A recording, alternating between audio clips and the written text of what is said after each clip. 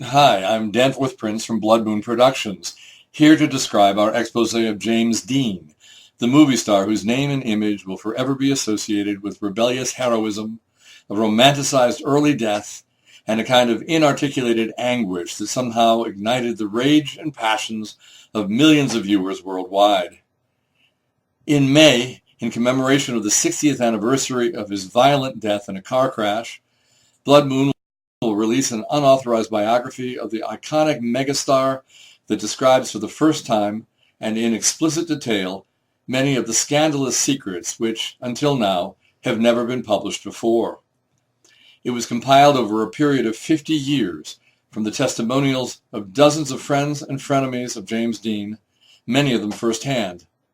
Blood Moon proudly presents this book, for the most part compiled by entertainment columnist Darwin Porter, based on first-hand observations of such insiders as Rogers Brackett, a TV producer for CBS who discovered Jimmy as a parking lot attendant and male hustler on the streets of LA and reconfigured him into his live-in lover. Alec Wilder, an avant-garde composer who housed Jimmy during the early days of his migration to Manhattan, setting up many of his early contacts in the TV industry and on Broadway, and Stanley Haggart, who housed and counseled the then unknown actor during extended periods in New York and LA. Haggart, an art director privy to the secrets of many players in the entertainment industry, had worked as a reporter for columnist Hedda Hopper and was widely connected to the Hollywood underground throughout its golden age in the 1930s, 40s, and 50s.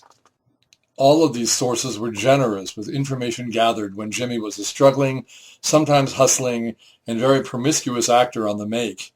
As Jimmy sometimes boasted to anyone who was listening, "I've had sex with some of the biggest names in Hollywood." Some of the information in this book derived from interviews with Eartha Kitt, Jimmy's soul sister, dance instructor, and lover. During the final weeks of Jimmy's life, Jimmy and Eartha competed against one another in a love triangle, vying for the romantic affections of Arthur Lowe Jr., heir to the famous theater chain. Years later, Eartha had a lot to say about it.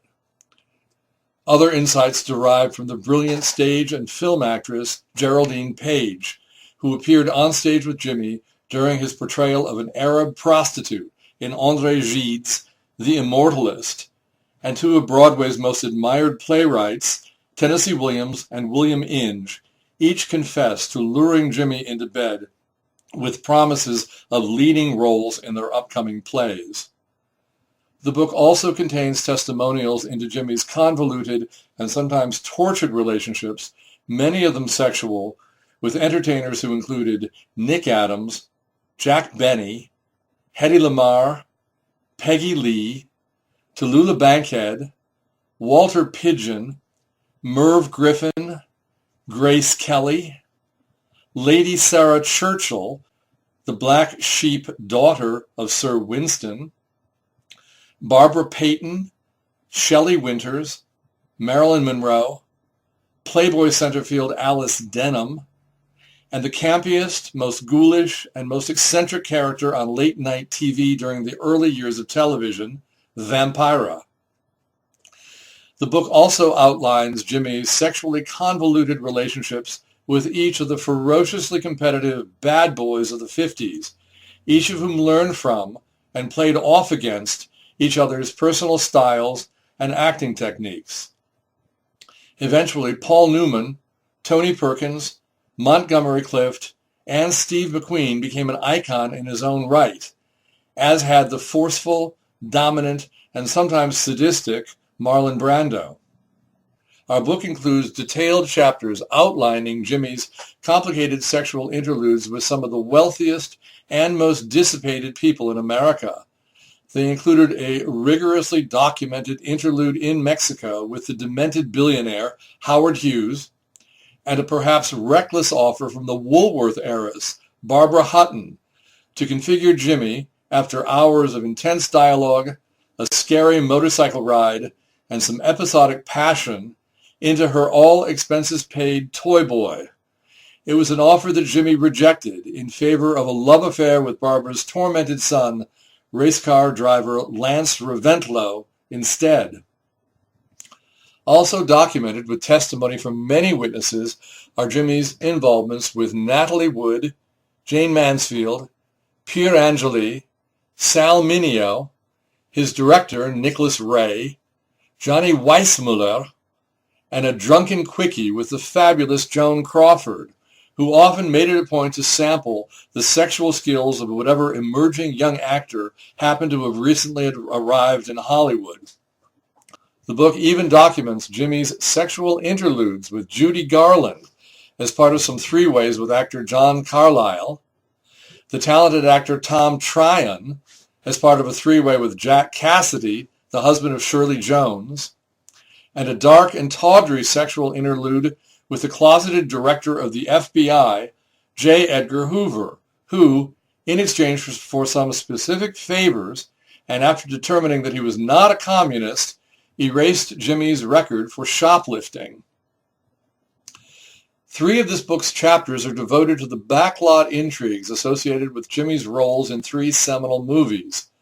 Filmed in rapid succession between 1954 and 1955, they would forever change America's standards of what to expect from a young, rebellious anti-hero.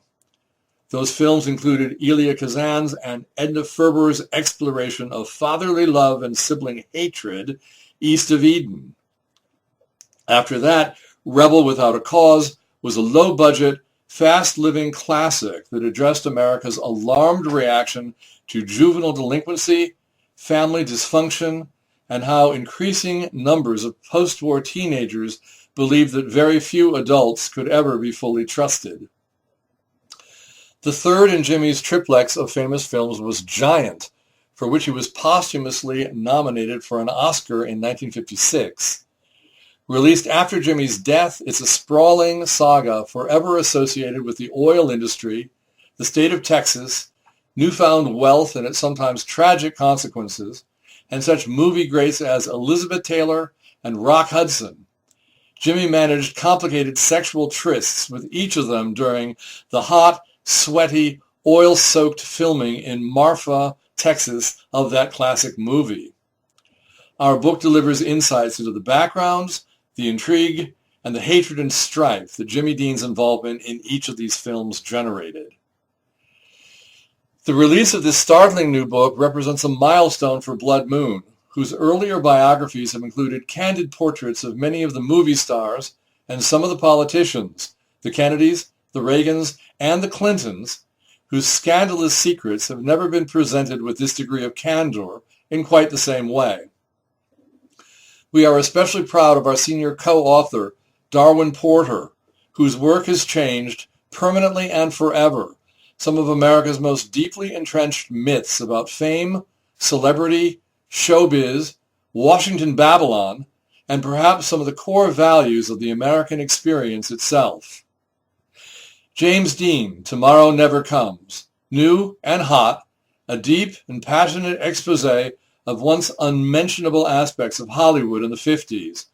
We think you'll agree that it's the best and most complete treatment of James Dean and the context that created him ever published. Thanks for taking a look at it, and happy reading. Best wishes from all of us at Blood Moon Productions.